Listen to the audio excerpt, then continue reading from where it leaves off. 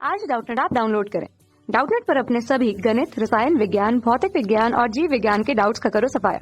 बस प्रश्न की फोटो खींचो, एक ही प्रश्न को क्रॉप करो और तुरंत वीडियो सोल्यूशन पाओ। अभी डाउनलोड करें। नमस्कार दोस्तों, दिया गया प्रश्न है 400 ग्राम तथा 100 ग्राम के द्रव्यमान समान गतिज ऊर्जा रखते हैं, तब उन कणों के संवेगों में अनुपात क्या होगा। विकल्प दिए गए हैं 2:1, दूसरा 1:2, तीसरा 1:3 और चौथा 3:1। प्रश्न के अनुसार हमारे पास में 400 ग्राम और 100 ग्राम द्रव्यमान दिए गए हैं। तो मान लेते हैं दोस्तों हमारे पास में M1 जो है वो कितना है, 400 ग्राम दिया गया है और इसी प्रकार से M2 का मान कितना दिया गया है, 100 ग्राम दिया गया है। तो हमें गतिज ऊर्जा बताई है कि दोनों ही द्रव्यमानों के लिए एक समान है। तो संवेग मान लेते हैं कि M1 द्रव्यमान वाले के लिए P1 है और इसी प्रकार से M2 वाले के लिए P2 है। चूंकि हम जानते हैं कि जो क्या होगा दोस्तों, यहाँ पर संवेगों में अनुपात हमें ज्ञात करना है। अतः सबसे पहले हमें गतिज ऊर्जा और संवेग के बीच में क्या संबंध देखना होगा। ठीक है, तो हम जानते हैं गतिज ऊर्जा दो दी जाती है के वो दी जाती है 1/2 mv² से। क्या करिए आप इस समीकरण में ऊपर नीचे m का गुना कर दीजिए, तो हाँ वहाँ से क्या होगा 1/2 m का स्क्वायर v का स्क्वायर के बटे में m मिल जाएगा। आप m का स्क्वायर v के स्क्वायर को क्या लिख सकते हैं, आप लिख सकते हैं m v पूरे का वर्ग के बटे में m।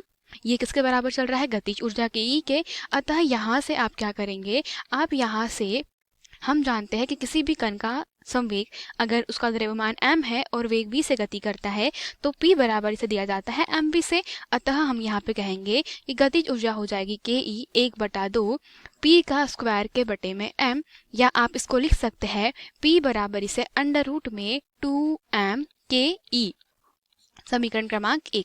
अतः हमारे पास में संवेगों का अनुपात अर्थात P1 के बटे में P2 का अनुपात याद करना है। इसीलिए हम कह सकते हैं इस अतः यहाँ डायरेक्टली हम लोग लिख सकते हैं अतः अनुपात चाहिए हमको P1 से P2 का। तो P1 के बटे में P2 जो है वो किस प्रकार से प्राप्त होगा, √2m1 के E1 के बटे में क्या हो जाएगा, √2m2 के E2। अब चूंकि P1 के बटे में P2 जो है वो किसके अनुपात में हो जाएगा दोस्तों, यहाँ पे M1 अंडर में जो हमारा 2m1 के E1 है, तो के E1 और के E2 यहाँ गतिज ऊर्जा है। अतः हम कहेंगे कि बोला ये है कि इनकी जो गतिज ऊर्जा वो एक समान है। कहने का मतलब ये है कि के E1 कण का और जो गतिज ऊर्जा है के E2 आपस में कैसा है, बराबर है। तो चूंकि दोनों की गतिज ऊर्जा आपस में बराबर है, इस स्थिति में हम कहेंगे कि के E1 से के E2 कैंसिल हो जाएगा। तो P1 के बटे में P2 जो है वो किसके बराबर आ जाएगा दोस्तों, 2 से यहाँ पर 2 भी कैंसिल हो जाएगा। तो अंडर में क्या बच जाएगा, यहाँ पर M1 के बटे में M2 यही बचेगा। तो आप क्या करेंगे, यहाँ से आप यहाँ पर P1 के बटे में जो P2 है उसको लिखेंगे अंडर में M1 के बटे में M2। अतः M1 का मान प्रश्न में कितना दिया है, 400 के बटे में क्या हो जाएगा, M2 100। तो ये हो जाएगा 400 के बटे में 100, तो ये क्या हो जाएगा रूट में। तो आप यहाँ पर पाएंगे कि √4 जो है उसका मान कितना होता है दोस्तों, इसका मान होता है 2 के बराबर। अतः 2 के बटे में क्या मिल जाएगा, 1। मतलब P1 अनुपात P2 जो है वो मिल जाएगा 2:1 के बराबर। अतः प्रश्न में हमसे यही पूछा था कि इनका अनुपात क्या होगा, तो विकल्प क्रमांक हमारा जो 1 है वो क्या होगा, सही उत्तर हो जाएगा। धन्यवाद।